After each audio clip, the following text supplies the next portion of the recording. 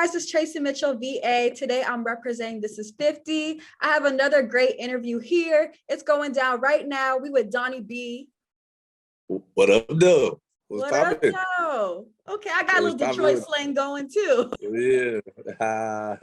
Yeah. What's going on, Tracy? How you doing? Good. Huh?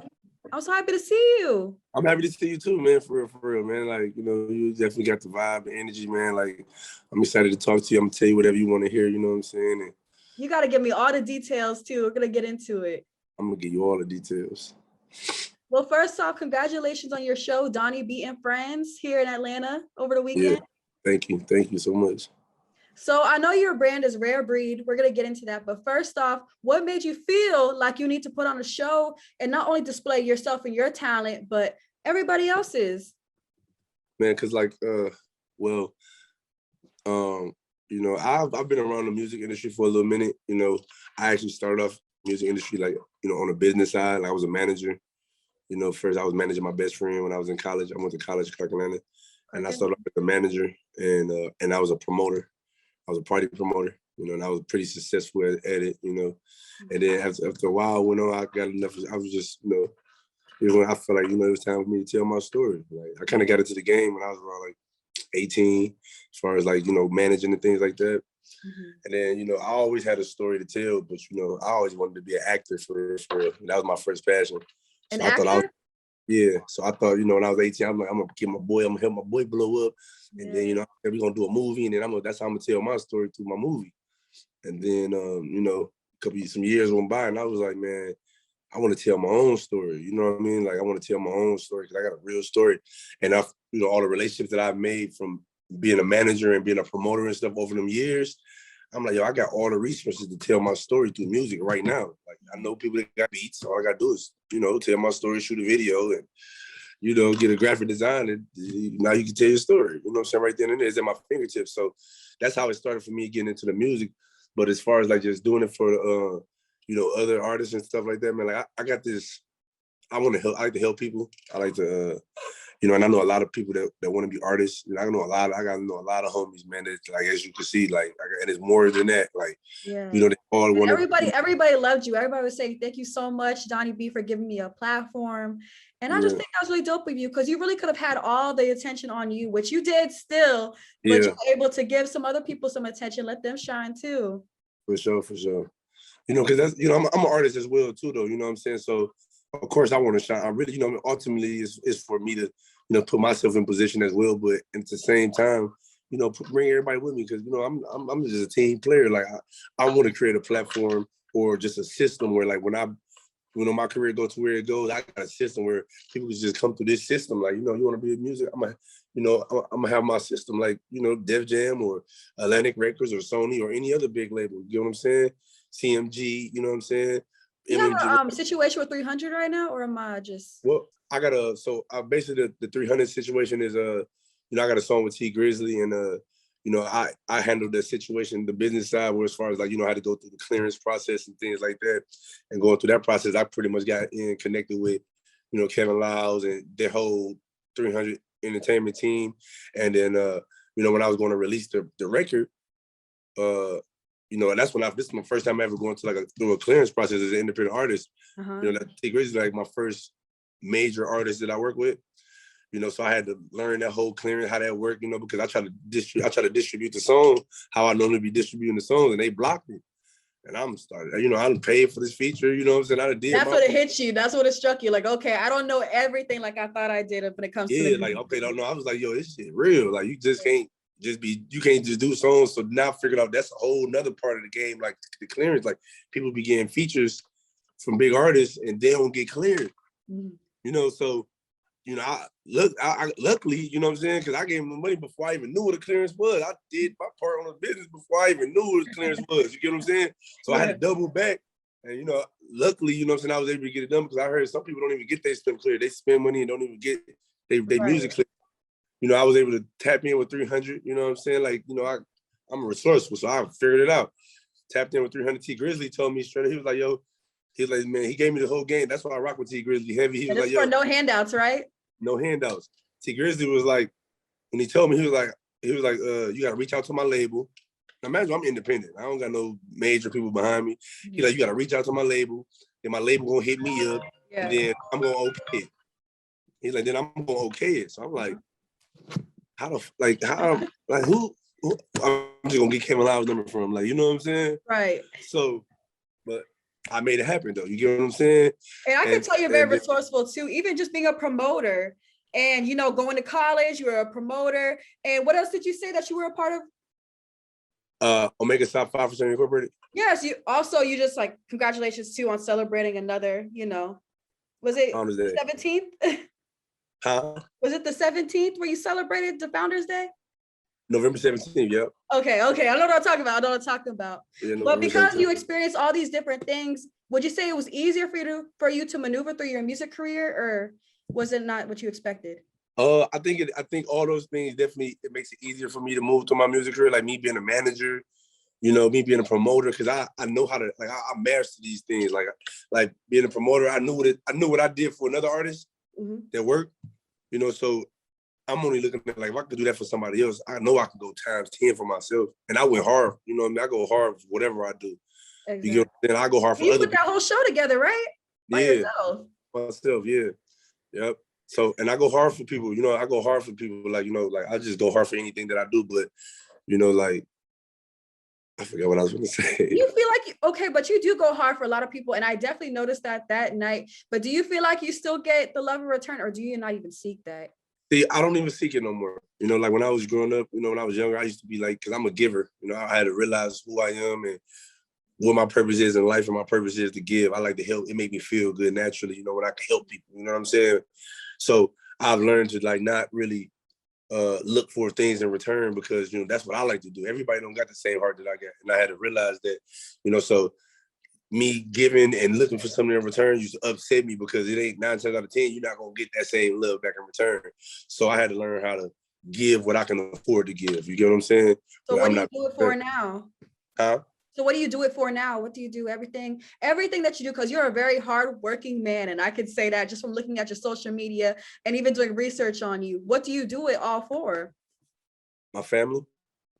You know, my family, me, you know, my legacy, like, you know, the younger generation, people that come, you know, younger people that's up under me, you know what I'm saying, the streets, you know what I mean, like people that come from poverty, you know, like I really want to create a system and a platform to really help a lot of people, you know, and I feel like music can give me that platform to really just be able to help people, you know what I'm saying, to put me on a pedestal, or not even a pedestal, but just put me in a position to really be able to be around more powerful individuals, you know, to be able to put programs together, whatever type of programs it is, whether it's nonprofit, 501c3s, or whether it's entertainment, you get what I'm saying? Whether it's me starting my own movie company, you know what I'm saying, where I can give, you want to be an actor? Come on, I got something for you. I got a program. Come on, you want to do music? Come on, Rare Breed. I got everything you need. Producers, studio, marketing. You know what I'm saying? I'm connected with whatever big major label that I decide to partner with. You get what I'm saying? And just being able to be able to put people in position. I want to put myself in position to be able to put other people in position. That is dope, and especially what you're doing with Rare Breed. I believe that's your record label, right? Yeah, that's my company. So what do you want people to take from Rare Breed, and what is the meaning behind it, and what's the goals for it? So Rare Breed started off as a name, you know, it was just a name because it started off as a name that I feel like I am, like, you know what I mean? I feel like I'm a rare breed. I was trying to describe myself in one word, like, yo, like I'm a rare breed. You get what I'm saying? When I dropped my first project that I dropped was called Rare Breed Volume 1. Yes. I didn't even have my company yet. I just called my first project Rare Breed Volume 1. But I used to have a promotional company called Donnie B Promotions. Yeah. Like Donnie B Promotions is gonna drop my first album, Rare Breed Volume 1. So you know me, I'm a big campaign. I'm printing out, get out shirts. I give everybody Donnie B shirts.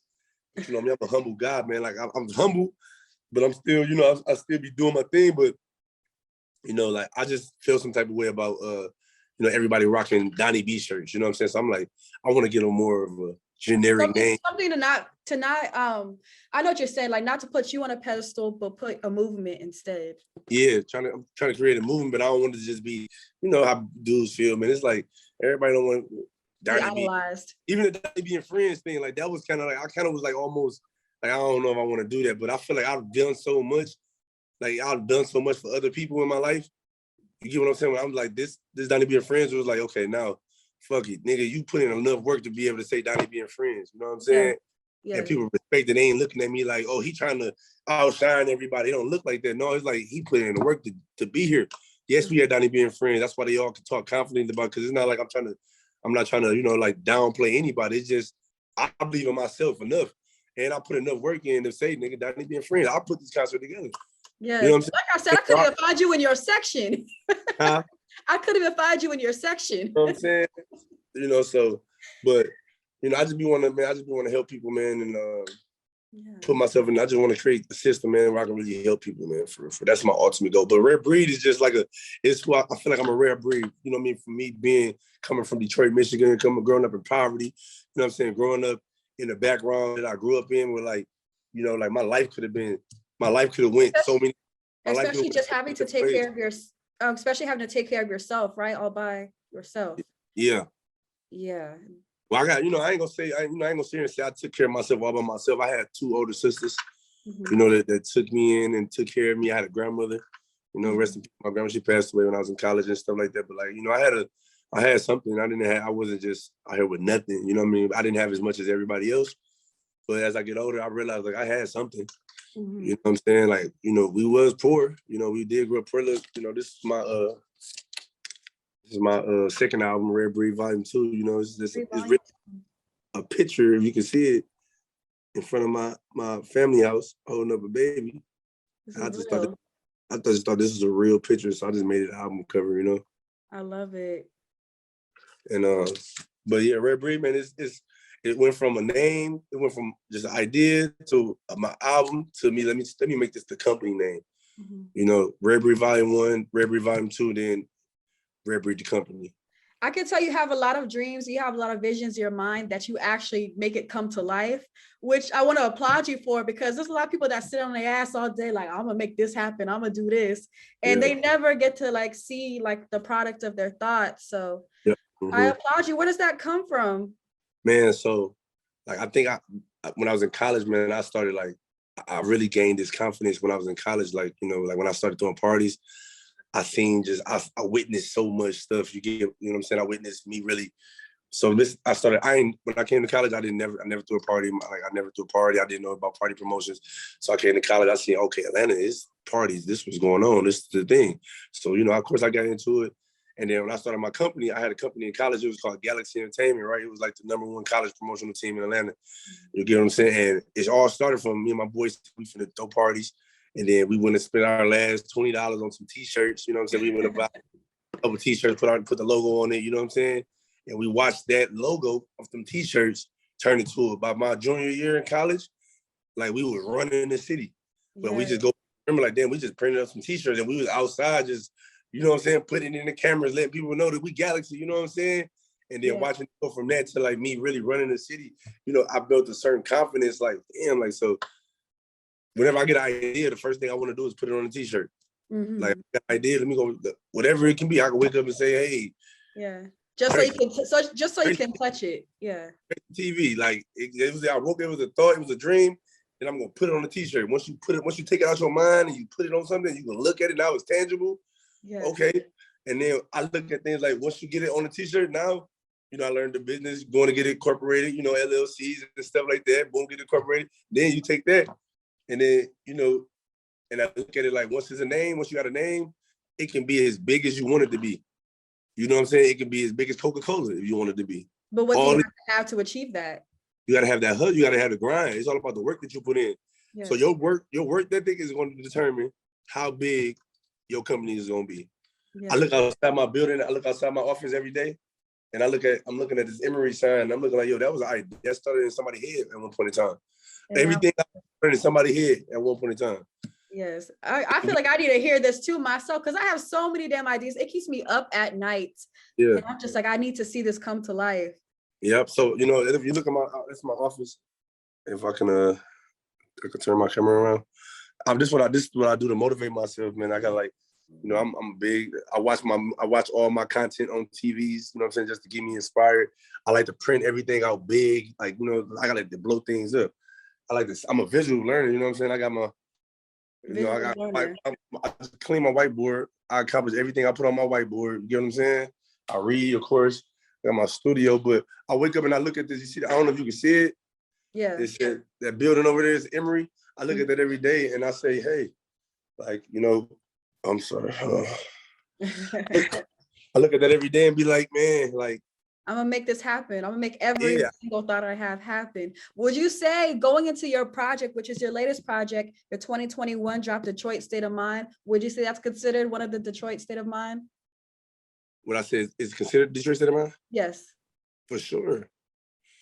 That's all Detroit State of Mind. Like from everything from the, you know, the producing, from the producers that's on there to, you know what I'm saying, to me being from Detroit, you know, to me having all my homies from Detroit on there, to me having like some of the biggest names coming out of Detroit on there. You know, shout I out got to the I Swear Vezo feature you had too. Yeah, I got I Swear Vezo on there, man. I was just with him last night. Yeah, I was just with I Swear Vezo last night at Drake had a private party out here, man. So I just met Drake. Oh, you were out there? Yeah, I just met Drake. Drake the day before yesterday, man. So I'm inspired right now, man. Like things is kind of going up for me, you know. Yeah. He had a party last night. Drake, like he booked out. He rented out Dave and Buster's for Future birthday, and it was like invite only type stuff. And I got invited, and everybody was in there. You know, 42 Doug was in there. I Swear Vezo was in there. ESTG was in there. Future, Jacquees. Who else was in there? There's a lot of people in there, man. But it was. I wasn't invited. I did somebody's makeup for it though, but I was not invited. Yeah. I was just happy to be in the building for real. Like, man, what's going on? I'm sure it shows that you're capable and able to be with people like that on that level in the same room too. Oh, for sure. When I was in there, I was just looking like, oh yeah, like, I deserve to be here for real. You get what I'm saying? I deserve to be in these rooms for real. Like, you know what I mean? And I'm kind of new getting into these rooms, but I ain't there. They gonna know about me. Yeah, definitely have the work ethic for it. And just from hearing you, because I know one of your college classmates, Malcolm, he put me on to like your whole college career, how hard you work. So I know you deserve it. And congratulations to you. You had such a big year in 2022. I can only imagine what you have next year. You want to go ahead and drop maybe some things we could look forward to? And also, guys, make sure you download and stream Detroit State of Mind, of course, Rare Breed 1 and 2, and go check out I Swear Vezo featuring Donnie B on the flow too, because that's on the flow. Yeah. But you know what I'm saying, you can expect I got a song about to come out. I got a song with the games gonna come out. You know what I'm saying, that I'm holding in the tuck. I'm trying to decide when I want to drop it, but I already got that feature. I got a cosign, right? Huh? He gave you some type of cosign? He gave me a cosign. I put that out already, but then he gave me a feature too. I ain't dropped that yet though. I'm just kind of sitting back waiting, but when I drop that, that's gonna be super dope. But my next thing I'm doing, well, of course, Donnie B Friends, I'm running back in January. Yes. I was just trying to decide whether I was gonna do it in December. I think I'm gonna give people time because that was like a lot. It was a lot. So I'm gonna give people time, let the holiday go through, and I'm gonna come back in January with Donnie B Friends Part 2, and I think it's gonna be crazier. Part 2 gonna be crazy. I love it. Yeah, they gotta bring it back to. I feel like it didn't get as much recognition as it deserved. Yeah, it's all good though. I feel like it did, honestly. You know, I got a lot of coverage on it, man. I got a lot of promotion from it. I got so much content from it. You know what I mean? I ain't even dropped the recap. When I dropped the recap, the show like, yeah, we gotta see that recap. I have a little clips of what happened and stuff, but everybody been like, oh man, like people that didn't come, that was supposed to come, because there's a lot of people that were supposed to come that didn't come still too, though, even though there's a lot of people there. You know what I'm saying? Like when the recap drop, everybody gonna be like, yo, we got the next one, and this is gonna keep growing. Yes. You get what I'm saying? So, but yeah, I got Donnie B Friends, we're gonna bring that back in January, Part 2. Then I'm doing in February, I'm dropping a project called Talk to Her. This is gonna be my first project for the ladies. You know, it's Donnie B featuring all female artists. You know, I'm talking about I got like all like some dope. Huh? When did you have that idea? Like just have all females on a project? Like the last couple months. You know, like, cause I'm gonna keep it real. Like when it comes to women, like that's really my lane. Like I got 3 albums out, but it's all trap. You know what I'm saying? It's like all like, you know, me talking about popping my shit. You know what I'm saying? But I feel like I had to come in the game like that as a new artist, like, cause I wanted the niggas to know. You know what I'm saying? But really, when I really talk to the ladies though. You know what I'm saying? Like I'm a real certified lover boy for real. You know what I'm saying? Yeah. Like, okay. Real certified lover boy for real. You know what I mean? So, you know what I mean? Talk to Her coming out, man. I think it's gonna be super dope. And I got like some dope. You know, voices, man, like, you know, singers, R&B singers. You can't drop a name for us? Yeah, I got Jory. I got her name is Jory. Her Instagram is Love Jory. That's one of DJ Holiday artists. I got I'm working with Tiffany Blue. That's one of Zaytoven's artists. Delicia, that's Cortez Bryant with Blueprint. That's one of his artists. You were just with them last night. Yeah, I was. Yeah, I was. I got an artist out of Philadelphia. Her name is Wolf. I got who else I got on there? I got so many names on there. I got who else I got on there? They're gonna be mad at me right now. Hold on. I gotta say. They just gonna have to see it. I got Mia Kodak on there. Okay. Who else I got on there?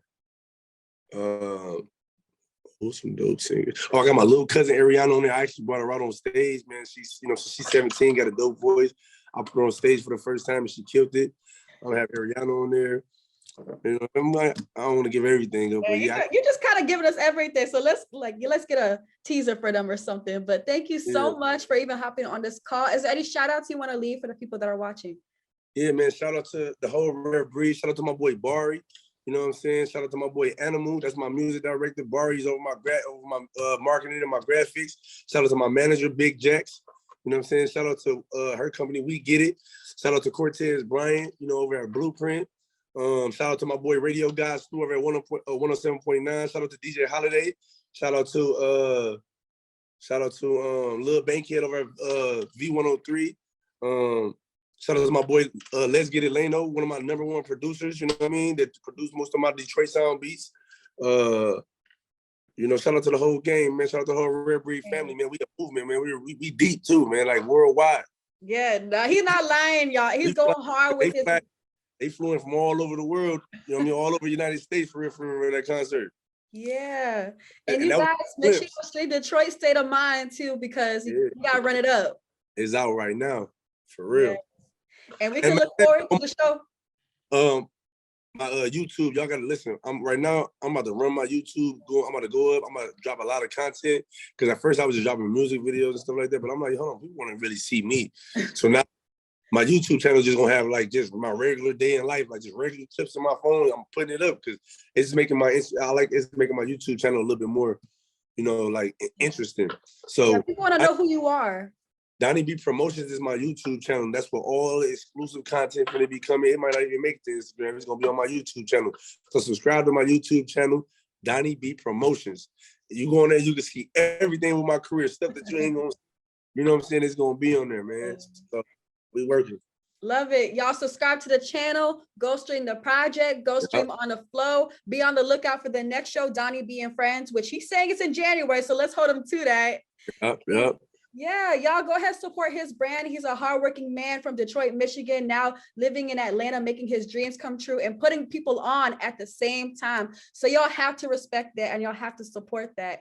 But thank you so much for hopping on this interview call with me. I can't wait to get this up. I want people to see it and be inspired and motivated to make their dreams come true too. Thank you so much, Tracy. I appreciate you. Love it. Thank you so much, Donnie B. Once again, guys, it's Tracy Mitchell, VA. It's another real, relevant, and resonant conversation. I'll see you guys on This 50.